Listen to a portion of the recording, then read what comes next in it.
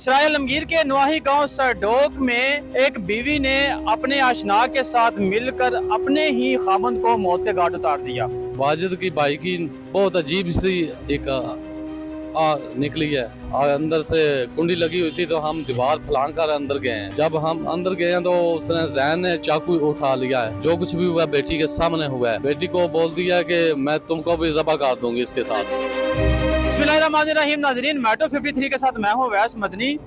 नाजरीन, सराय आलमगीर के नवाही गांव सरडोक में एक बीवी ने अपने आशना के साथ मिलकर अपने ही खामंद को मौत के घाट उतार दिया। सराय आलमगीर के नवाही गांव सरडोक का रिहायशी वाजिद हुसैन, जो कि एक होटल पर मेहनत मजदूरी करता है, अपना और अपने बच्चों का पेट पालता है। जब वो अपने घर पहुंचा तो उसको वो अपने घर में एक गैर मर्द की मौजूदगी का इल्म हुआ। इस दौरान उसकी अपनी बीवी के साथ और उस गैर मर्द के साथ तू तकरार भी हुई और ये तू तकरार लड़ाई झगड़े की हद तक बढ़ गई।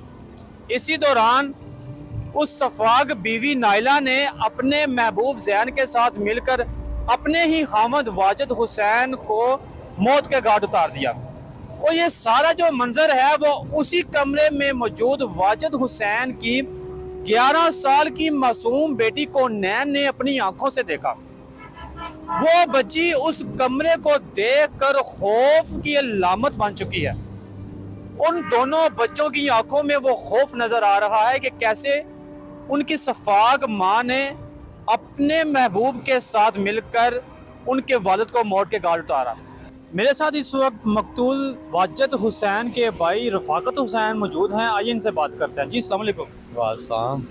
अच्छा, ये बताइएगा, नाइला और वाजिद हुसैन की शादी कब हुई और कितना अरसा हो गया था इनकी शादी को? तकरीबन 13-14 साल हो गए थे। तो उसके बाद कुछ अर्सा ठीक रही है शादी, फिर इनकी आपस में लड़ाई झगड़ा चलता रहा काफ़ी देर। असल बरजाई शुरू तो ही है गलत से, क्योंकि भाई के साथ उसका तलकात बहुत आस्ता आस्ता कम होते गए हैं। तो इन्होंने ये वारदात कैसे सर अंजाम दी, आपको कैसे पता चला?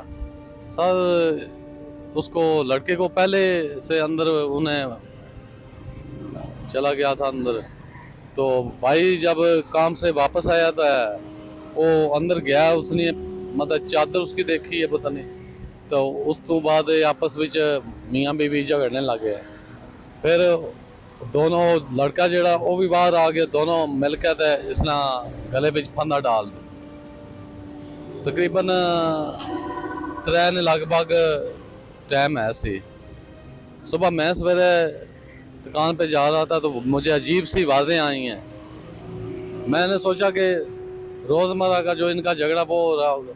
फिर वाजिद की भाई की बहुत अजीब सी एक निकली है। तो मैं छोटे भाई हसन के पास फ़ौरन गया हूँ, उसको बुला के लाए। उन दोनों हम अंदर से कुंडी लगी हुई थी तो हम दीवार फलांग कर अंदर गए हैं।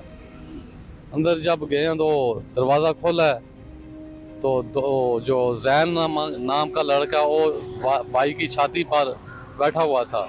उसने इधर गले में फंदा डाला हुआ था और बरजाइए जो उसने फंदा उसका ब्लेड गया, ये गला उसका तंग कर दिया था। फिर जब हम अंदर गए हैं तो उसने जैन ने चाकू उठा लिया है। वो चाकू की मदद से हमको ऐसा डराया दोनों को, दोनों मौके से फरार हो गया। भाई जो ये बताएं, नाइला की और जैन की, ये जैन जो है ये कहाँ का रिहायशी है और इसकी नाइला के साथ ये राब्ते में कैसे हुआ? सर जो जैन है इसका घर चेलियों वाला है। तो जो नाइला है इसकी 2 बहनें बड़ी चेलियों वाला है, शादीशुदा उधर ब्याही हुई हैं। तो ये अक्सर उधर बहनों के पास जाती थी अकेली या बच्चों के साथ जाती थी। उस साइड से कोई तलकात इनके बड़े हैं मोबाइल फ़ोन पे। फिर आस्ता आस्ता काफ़ी तकरीबन 2 साल तो तकरीबन ऊपर ही अरसा हो गया था इनके साथ तलकात। अच्छा, ये वाजिद हुसैन के और नाइला के बच्चे भी हैं? जी, एक बेटी है एक बेटा है। बेटी तकरीबन 10-11 साल की है और बेटा छोटा है तकरीबन 7 साल का 6-7 साल तो का। वो बच्चे उस टाइम कहाँ थे? बच्चे भी उधर ही थे, उसी कमरे में थे? उसी कमरे में थे, और बेटी सब देख रही थी। बेटी के सब सामने हुआ है, जो कुछ भी हुआ बेटी के सामने हुआ है। और बेटी को वो जब उसने देखा कि देख रही है बेटी कम्बल उतारा, तो बेटी को बोल दिया कि मैं तुमको भी ज़बह कर दूंगी इसके अच्छा, साथ। ये वालदा अपनी बेटी को कह रही है कि मैं आपको तुम्हारे भी बाप को मार रही हूँ, अगर तुमने ना देखा तो मैं तुम्हें मार दूंगी। क्या तुम्हें भी ज़बह कर दूंगी। तो क्या अभी वो जो दोनों हैं, नाइला और उसका जो महबूब है जैन, ये पुलिस ने इनको गिरफ्तार कर लिया? पुलिस ने आपके साथ ताउन किया?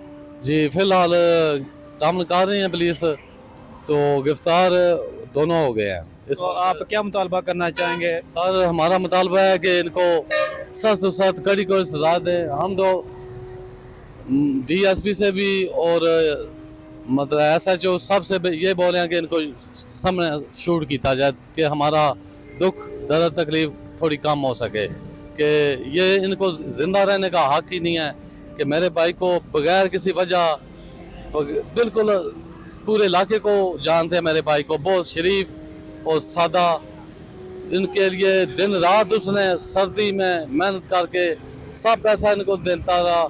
और ये बीवी इसकी आगे जैन को खवालती रही, क्योंकि बच्चों को नॉर्मल खवालती थी, सब पैसा ये अपने उस आशिक को खवालती तो थी। ये वाजिद हुसैन क्या काम करता था? ये होटल पे जॉब करता था, बैटरी की जॉब करता था।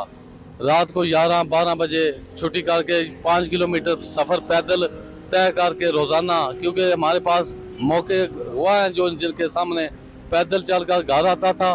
और सिर्फ किसके लिए आता था? राखी के लिए इसकी किया आता था, कि उसके साथ वो तामन नहीं कर रही थी, कि वो इसलिए आता था कि चलो मैं देखभाल कर सकूं।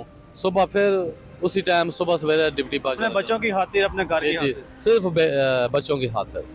ये ऐसे वाक़यात मुआशरे की तबाही का सबब बन रहे हैं। हमें ये हमारी जिम्मेदारी है कि हम ऐसे वाक़यात का, इनकी रोकथाम के लिए अपनी एज ए शहरी अपनी जिम्मेदारियों को अदा करें। इसी के साथ अपने मेज़बान अवैस मदनी को इजाज़त दें। खुदा हाफिज़।